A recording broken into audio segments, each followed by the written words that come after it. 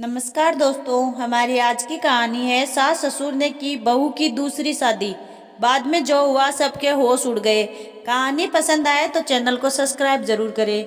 मंदिर की घंटी की आवाज़ सुनकर त्रिवेणी खो सी गई। उसकी भूरी आंखों में आज भी वो दिन ताज़ा सा था। मैं जल्द लौटूंगा त्रिवेणी, मेरा इंतजार करना। माँ बाबा को तुम्हारे हवाले करके जा रहा हूँ। मुझे पूरा विश्वास है तुम उनका खूब ख्याल रखोगी, शशांक ने कहा था। त्रिवेणी को लाल रंग से एक अलग ही लगाव था। लाल चूड़ियां, लाल बिंदी, लाल शादी का जोड़ा और वो लाल सिंदूर जो शशांक ने उसकी मांग में भरा था।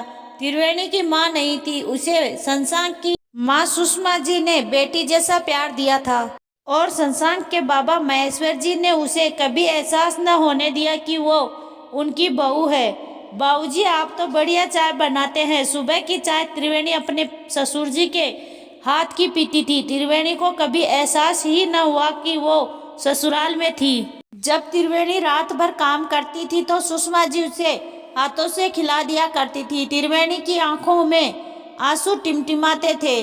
माँ, मुझे तो पता ही नहीं था कि आप जैसी भी सास होती है। सुषमा जी प्यार से त्रिवेणी के सर पर हाथ फेरती थी और गर्म तेल से उसके सर की मालिश करती थी। सुषमा जी गवर्नमेंट कॉलेज की अध्यापिका रह चुकी थी।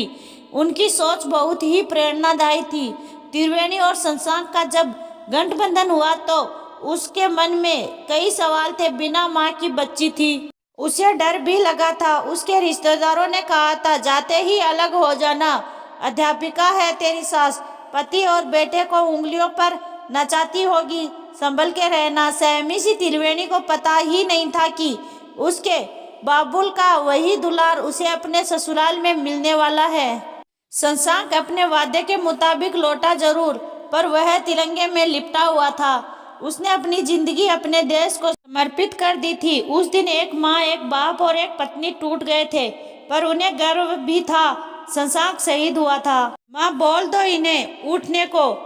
ऐसे भी कोई वादा पूरा करता है क्या? बात ही नहीं करूंगी इनसे मैं जब तक ये नहीं उठते। शशांक, उठो, देखो बाबा रो रहे हैं। माँ की तकलीफ नहीं दिखती क्या? वो गठबंधन जन्मों का था ना। हर एक फेरे में एक वचन दिया था। तुमने उन्हें अधूरा छोड़कर नहीं जा सकते तुम। त्रिवेणी टूट चुकी थी। त्रिवेणी की चूड़ियां टूट रही थी। उसके आंखों के आंसू सूख गए थे। उससे मांग में लाल रंग भरने का हक ले लिया गया था। उसके दिल के हजारों टुकड़े हो चुके थे और उसके सपने शशांक अपने साथ ले गया था। सारी विधियों के बाद सबने जब त्रिवेणी को सफेद रंग में देखना चाहा तो सुषमा जी अड़ गई।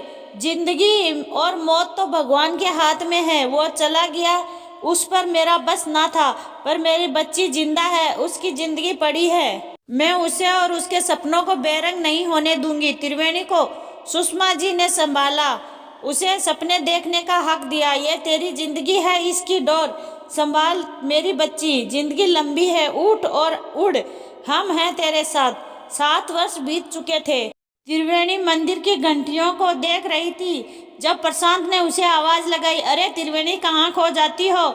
माँ और बाबा आ गए हैं। त्रिवेणी दौड़कर सुषमा जी और महेश्वर जी के गले लग गई। कहाँ थे आप दोनों? कब से आपके संग जाने के लिए बेताब थी। अरे, हमारे अप्पू के लिए तोहफे ले रहे थे ना। देर तो हो ही जाती है। हमारा एक ही तो नवासा है। कैसी है लाडो, खुश है ना तू? सुषमा जी ने पूछा। सुषमा जी ने त्रिवेणी को पीएचडी करवाई और उसकी दोबारा शादी करवाई थी प्रशांत से। सुषमा जी ने त्रिवेणी के बाबा के अनुमति से उसका पुनर्विवाह करवाया था। मैं चाहता हूँ आप कन्यादान करें मेरी बच्ची का। आपने उसे पुनर्जीवन दिया है, आपका उस पर ज्यादा हक है। सुषमा जी त्रिवेणी के त्रिभुवन दास जी रो पड़े।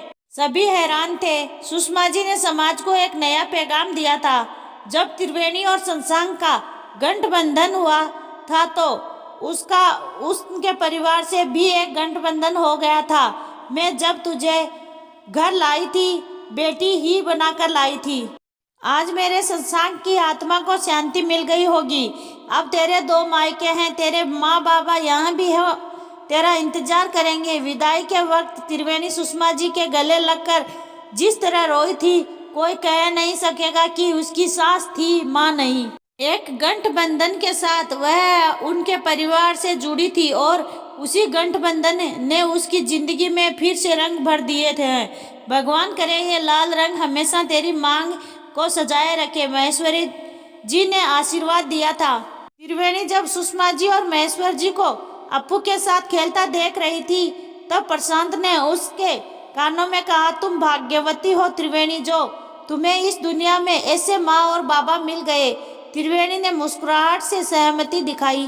त्रिवेणी सुषमा जी के पास जाकर उनके कंधे पर सर रखकर खूब बातें करने लगी। उसके दो मायके थे, एक उसका घर और एक वो घर जिसने उसे नवजीवन देकर जीने के मायने सिखा दिए। आपको हमारी कहानी कैसी लगी कमेंट जरूर करें। धन्यवाद।